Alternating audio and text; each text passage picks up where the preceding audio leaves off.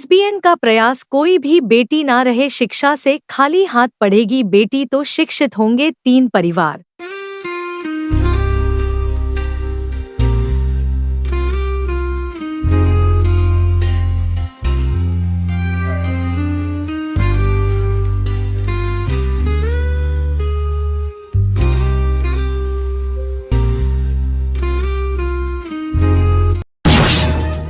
हिमाबाई park के अंदर आज विजयनगर गाजियाबाद के अंदर एक बड़ी जनसभा हुई, जिसमें जो है तमाम बसपा के नेता इस मंच पे इकट्ठा हुए।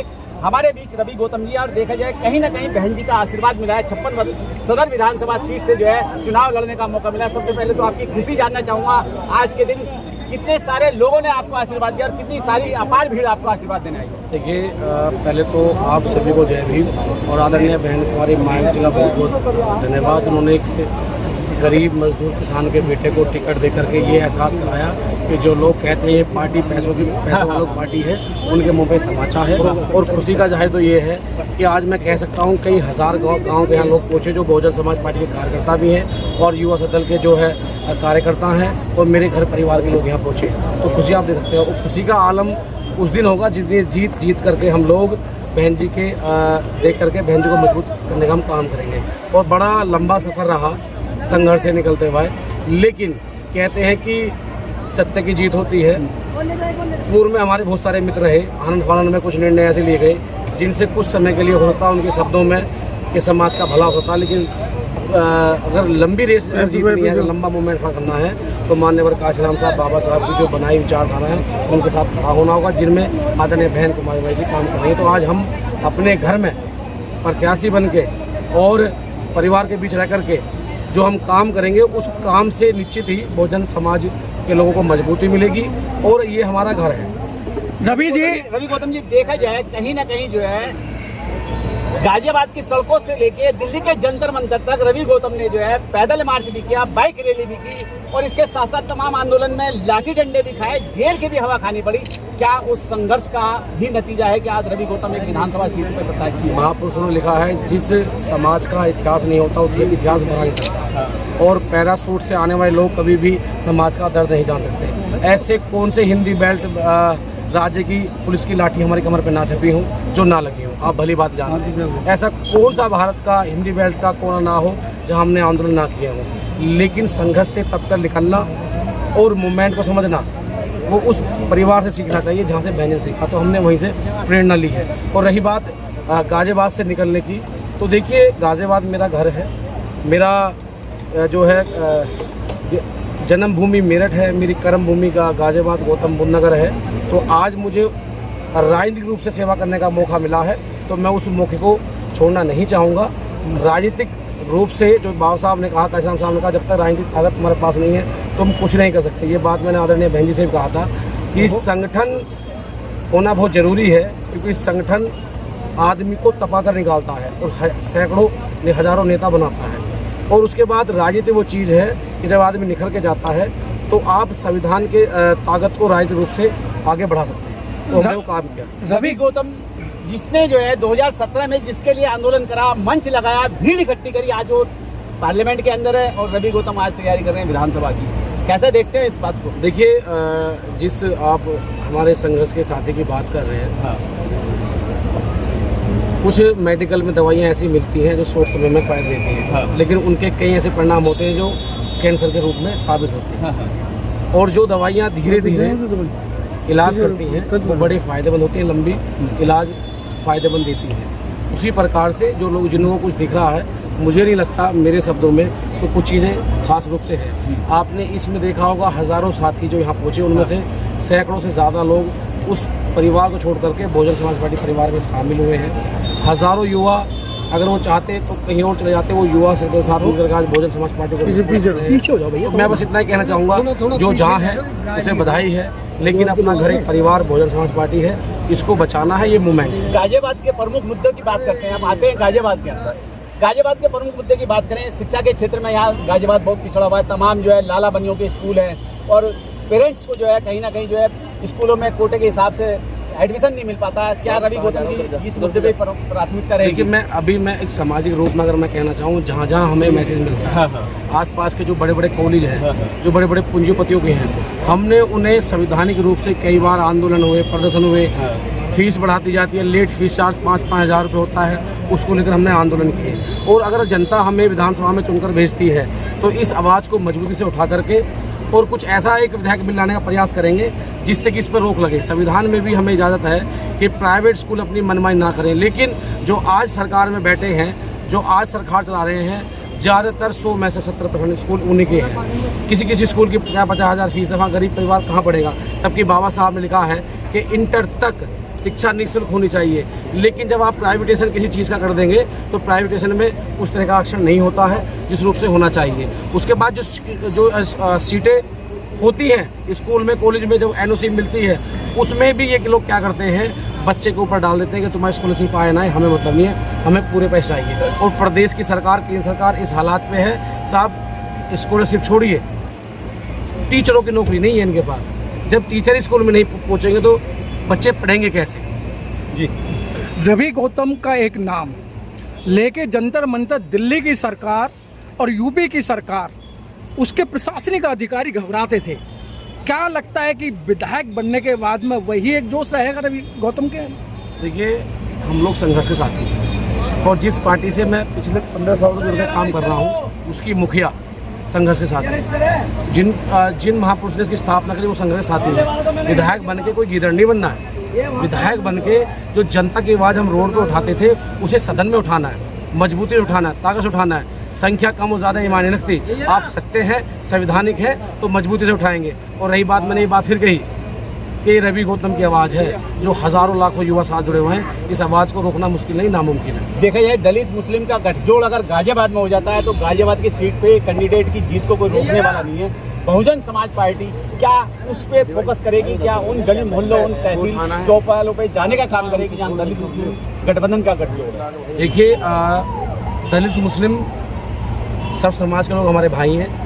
हमारी पार्टी का एजेंडा शुरू से रहा है कि सब समाज के मान सम्मान को रखते हुए उनकी समस्या को लेकर आगे चलना है। लेकिन मैं इतना कहना चाहूँगा कि जिस समाज को काफ़ी लंबे समय से गुलाम बना के रखा गया हो, वहाँ अभी विकास बहुत दूर है। तो पहले उन परिवारों को विशेष रूप से ध्यान दिया जाएगा जो गरीब हैं, मजदूर हैं, शोषित हैं, पीड़ित हैं, वंचित हैं, जिन्हें आज भी मैंने देखा है मोहल्लों में जा कर के कि कपड़े उठा करके 8 घंटे की नौकरी करने जाना पड़ता हो, बारिश में पानी भर जाता है। वहाँ कोई किसी जाति समुदाय नहीं देखा जाता, कोई मुस्लिम है, हिंदू है, सिख है, पारसी है, क्योंकि सब लोग रहते हैं। हाँ भाई, इतना मैं जरूर कहूँगा कि आज भी एक बहुत बड़ा वर्ग है जिसे हम पीड़ित के नाम से जानते हैं, वो बहुत वंचित है। उसको बांट दिया जाता है जाति मजहब के नाम पर, उसे बांट जाता है रंग के नाम पर, उन्हें बांट दिया जाता है यहाँ तक कि प्राकृतिक एक सब्जी के देना, सब्जियों के रंग के नाम पर। तो अगर हम लोग मजबूत होते हैं तो ये जो जातीय राजनीति है, जो धर्म को बांटने की राजनीति है, इसको हम खत्म करने का प्रयास करेंगे और जो हमारी नेता आदरणीय बहन कुमारी मांझी करती आएंगी। लोकसभा चुनाव में देखा जाए 2 पार्टी नहीं 4-5 पार्टियों के गठबंधन ने जो संविधान की दुहाई देके दलित मुस्लिम का वोट जो है चुरा लिया, छीन लिया। क्या बसपा की वो वोट वापस लाने का काम होगा अपने इस चुनाव में? देखिए, जिन लोगों ने संविधान दिखाया, पूर्व में भी उन्होंने संविधान में बदलाव किए, आज भी किए। मैं अपने समाज से अपील करता हूँ हाथ जोड़ करके, अपना मारा छाए में गिरता है। मैं कोई नेता नहीं हूँ, मेरे शब्द हमेशा देहाती टाइप होते हैं कि जिन लोगों ने संविधान दिखाया और जब SC/ST एक्ट में संशोधन किया जा रहा था, उनको प्रताड़ित किया जा रहा था। चाहे आप 2 अप्रैल 2018 का आंदोलन देख लीजिए, गिनी चुनी कुछ पार्टियों ने समर्थन किया, लेकिन रोड पे बहुजन समाज पार्टी या समाज के संगठन उतरे। अब जो एक निर्णय दिया गया हाल ही में 1 अगस्त को, उसमें भी जो सुप्रीम कोर्ट की मानमान रही, सबसे बड़ी पहल करने वाली आदरणीय बहन कुमारी मायावती जी थी, जो संविधान को बचाने का प्रयास कर रही थी। कौन से नेता बाहर निकल कर आए, इन्होंने बात करी, तो संविधान खत्म का हवाला दिखा करके ये सिर्फ एक ड्रामा है, एक बकवास है। ऐसे नेताओं से बच के रहना है, अपनी पार्टी को मजबूत करना है। संविधान वही बचा सकता है जो संविधान की रखवाल करता है। आखिर में चलते चलते क्या मैसेज जनता से अपील क्या करेंगे? मेरे देखो, हमारी तरफ से बहुजन समाज पार्टी से ये अपील है कि जो जैसी चुनाव आयोग अपनी घोषणा करेगा तो जहाँ जहाँ चुनाव है वहाँ वोट करें। खास करके जो उत्तर प्रदेश में 10 सीटें हैं और उसमें से विशेष सीट, क्योंकि एक SC के बेटे को जनरल सीट पे बहन जी ने लड़वाने का काम किया है। कई दशकों बाद ये मौका मिला है, तो मेरे सभी परिवार के लोग, बहुजन समाज पार्टी के लोग छुट्टी करके मैं डीएम से भी गुजारिश करूंगा कि उस दिन जो इस विधानसभा के हो उसको एक छुट्टी का दिन घोषित किया जाए जो वोट कर सके, क्योंकि हमारे लोग 8 घंटे काम करने वाले लोग हैं। वोट जरूर करें। भाजपा ने बड़ी चालाकी से, क्योंकि भाजपा के पास कोई विकास का मुद्दा होता नहीं है, छल कपट की राजनीति ये लोग करते हैं। इन्होंने जहाँ पर SC और OBC या जो बहुजन समाज पार्टी के मजबूत गण हैं वोट के, उनके बूथ को यहाँ से उठा करके दूसरे वार्ड में, उसको उठाकर इस वार्ड में कर दिया है। तो इस पर हम प्रयास कर रहे हैं कि उसको रोका जाए। लेकिन अगर कुछ 19-20 होता है तो मेरी अपील है सदर विधानसभा की जनता से कि चाहे बूथ कहीं भी जाए लेकिन वोट करने जाए और अपने बेटे अपने भाई को जिताने का काम करें, जिससे हम अपनी सरकार को मजबूती की तरफ ले जाकर काम करें, जिससे कि आने वाले समय में सरकार बने और सब समाज से काम हो। चलिए, बहुत बहुत धन्यवाद। सभी लोग मिलके एक बार आवाज लगाएंगे, आवाज ऐसी लगाएंगे कि विधानसभा के कोने कोने तक जानी चाहिए। जय भीम। मुझे लग रहा है गर्मी आप लोगों को बहुत ज्यादा लग रही है, तो दोबारा लगवाई जाए। जय भीम, जय भीम। सर्वप्रथम मंच को मेरा नमस्कार। जय भीम, जय भारत। बहुजन समाज पार्टी के सभी नेता गण को मेरा बहुत बहुत स्नेह, बहुत बहुत आभार कि मुझे मंच पर बोलने का मौका मिला।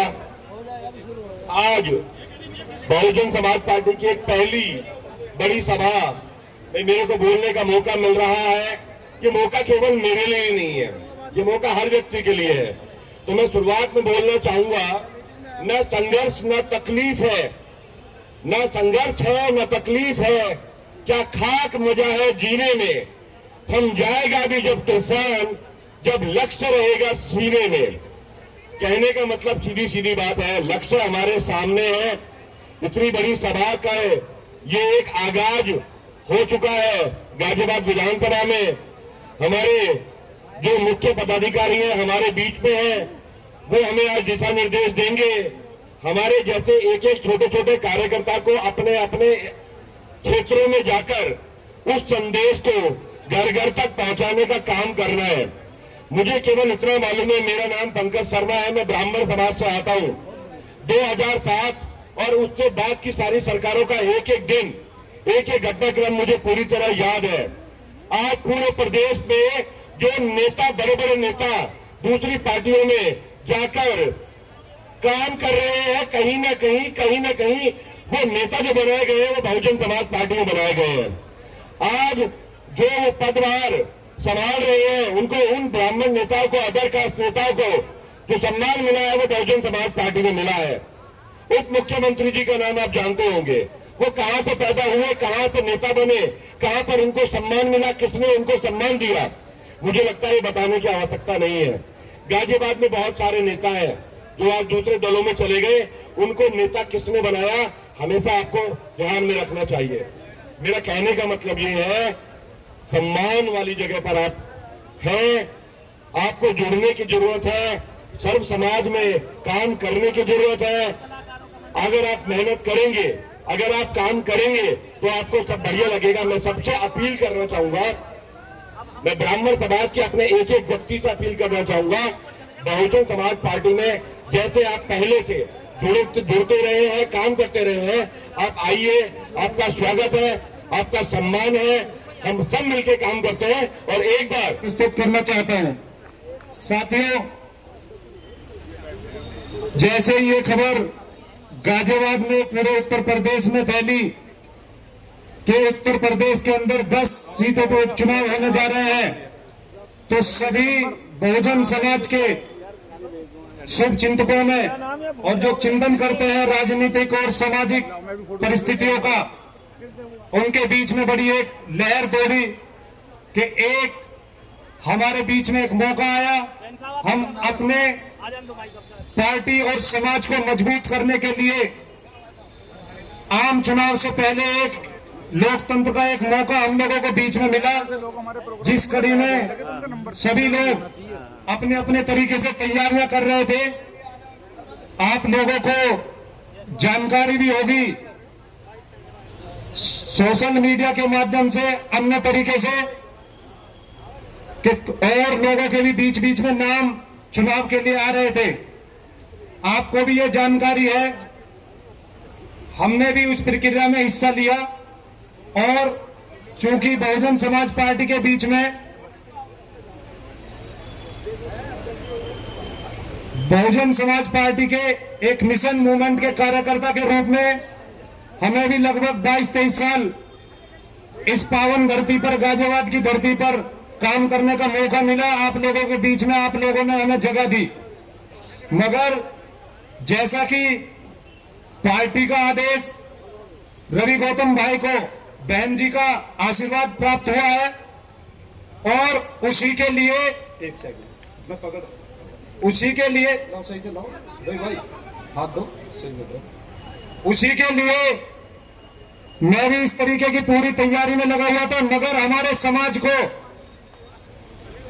दो हिस्सों में बांटकर समाज की कमजोरी को और मजबूत दिशा में दे करके कि भाई कमजोर हमारा समाज हो जाए, हमारी पार्टी हो जाए, मैं समाज और पार्टी को एकजुट करने की दिशा में आगे बढ़ते हुए रवि गौतम जी को बहुजन समाज पार्टी के साथ में, मतलब अपनी पार्टी के साथ में तन मन धन से लग करके काम करेंगे और भाई रवि गौतम जी को विधानसभा में भेजने का काम करेंगे।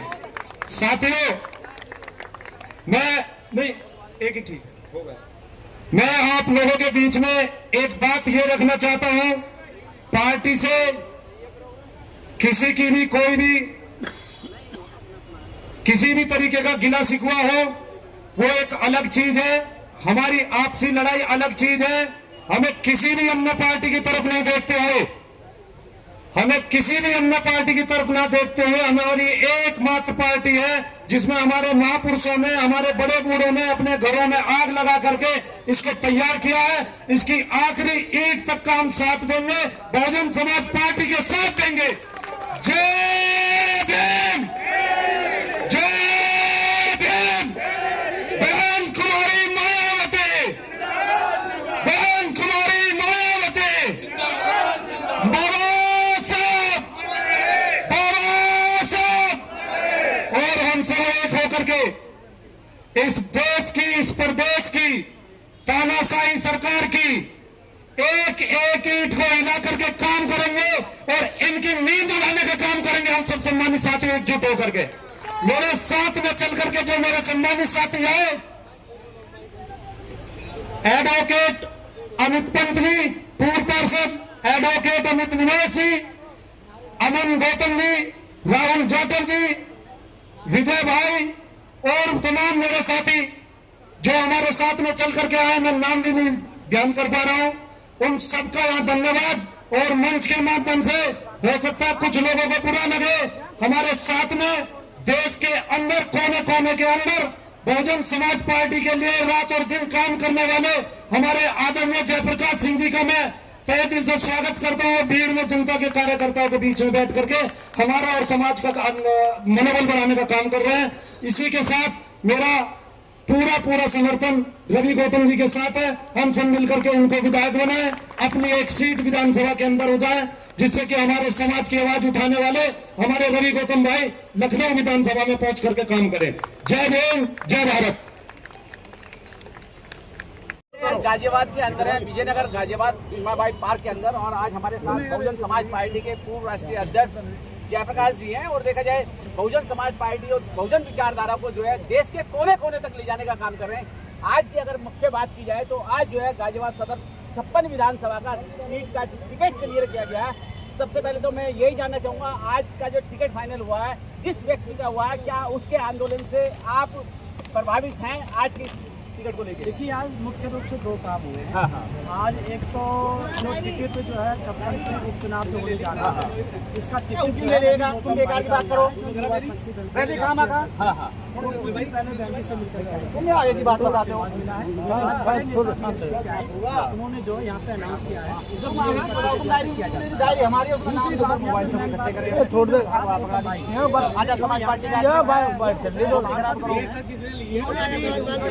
पार्षद भी है, उन्होंने भी यहाँ पे दावेदारी ठोकी थी।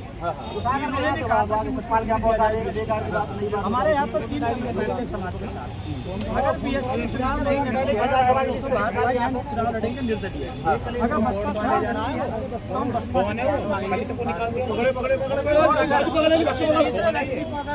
की टिकट कर देती है तो बीएसपी जो है इसका समर्थन करेंगे। आज गौतम भाई ने जो पार्षद संभावित कैंडिडेट थे उन्होंने समर्थन दिया है मंच के माध्यम से खुला समर्थन दिया है रवि गौतम भाई को। और हमारी जो पूरी टीम जो उनके साथ यहाँ पर चुनाव की तैयारी कर रही थी, पूरे विधानसभा के सभी लोगों ने उनकी बात से सहमत होकर के उनको चुनाव लड़ाने के लिए कहा है। और साथ साथ हम अब की बात यहाँ से विधायक बनाने के लिए हमने यहाँ पर कमर कसी है। और पहली बार इस क्षेत्र में हुआ है कि माननीय बहन जी ने हमारे याद में अब जो है एक जनरल सीट पर, सामान्य सीट पर एससी समाज के लड़के को, नौजवान साथी को यहाँ पर टिकट दिया है। इसके लिए हमारा समाज, बहुजन समाज, मुस्लिम समाज, ओबीसी समाज और बीएसपी के जितने भी कार्यकर्ता हैं वो गदगद है बहन जी के निर्णय से खुश है। क्या लगता है जिस तरीके से बसपा बिल्कुल धरातल पे आ चुकी है, एक भी पार्लियामेंट मेंबर नहीं है, एक केवल विधायक है पूरे विधानसभा के अंदर, और कहीं ना कहीं पार्टी के कार्यकर्ताओं का मनोबल टूट रहा है, पार्टी बिल्कुल धरातल पे आ गई है। क्या इसको पुनर्जीवित करने के लिए उपचुनाव लड़ा जा रहा है? क्योंकि कभी बसपा ने उपचुनाव नहीं लड़ा, लेकिन आपको याद हो तो बहन जी ने भी उपचुनाव लड़ा है। हाँ, बात आपकी जायज है, दोनों बातें हैं इसमें। बहन जी हाँ बसपा ने भी उपचुनाव लड़ा है, लेकिन सामान्य तौर से ये हमारा मैसेज रहा है कि हमने उपचुनाव नहीं लड़ाया है। लेकिन फिर भी हमने उपचुनाव गुड्डू जमाली जी को भी लड़ाया है। हमने ये नौशाद अली जो आए थे अभी हमारे कोऑर्डिनेटर साहब, इनको भी हमने उपचुनाव लड़ाया है। तो बहुजन समाज पार्टी कभी कभी परिस्थितियों के हिसाब से देखते हुए उपचुनाव लड़ लेती है, क्योंकि अभी कुछ जो है अब समाज में फूट पड़ने की संभावनाएं थी। अगर उपचुनाव बसपा नहीं लड़ती तो फूट पड़ने की संभावनाएं थी, तो उसको ध्यान में रखते हुए माननीय बहन जी ने उपचुनाव लड़ने का ये निर्णय लिया है। और रही बात पार्टी के नीचे जाने की, ग्राफ के नीचे जाने की, ये तो चलता रहता है। लगभग 25 साल तक बीजेपी सत्ता से बाहर रही, लेकिन वो अपने काम को बराबर करती रही। तो हमको लगभग अभी 10-12 साल ही हुए हैं, 12-14 साल हुए हैं, तो हम लोग भी बराबर अपने मूवमेंट पे हम लोग काम कर रहे हैं। जिन लोगों ने संविधान बचाने के नाम पर समाजवादी को और कांग्रेस को वोट कास्ट कर दिया था, आज उनके पक्ष में वही सबसे ज्यादा क्रिमिनल वाले लोग थे। उनके पक्ष में ना तो समाजवादी बोली है, ना जो है कांग्रेस बोली है, तो बोली है तो बहन कुमारी मायावती की बोली है। तो आज उसका परिणाम आपको देखने के लिए मिला होगा। अभी 5 सीटों पर उपचुनाव हुआ है, जिला पंचायत की सीटों पर। आपके पूर्वांचल के अंदर 5 में से 3 सीट बहुजन समाज पार्टी जीती है। तो कहीं ना कहीं वो वोट वापस आ रहा है, तो मुस्लिम समाज का वोट भी यहाँ पर फिर से आ रहा है। तो कहीं ना कहीं हम फिर से पार्टी को मजबूत करने के साथ 1 अगस्त 2024 को सुप्रीम कोर्ट ने SC/ST वर्गीकरण क्रिमिनल यानी कि कोटे में कोटा में जो है अपना आदेश पारित कर दिया, और कहीं ना कहीं एससी समाज के लोगों को सड़कों पे आना पड़ा। उस समर्थन में बहन जी ने जो है भारत बंद का ऐलान किया। क्या लगता है कि भारत बंद के ऐलान से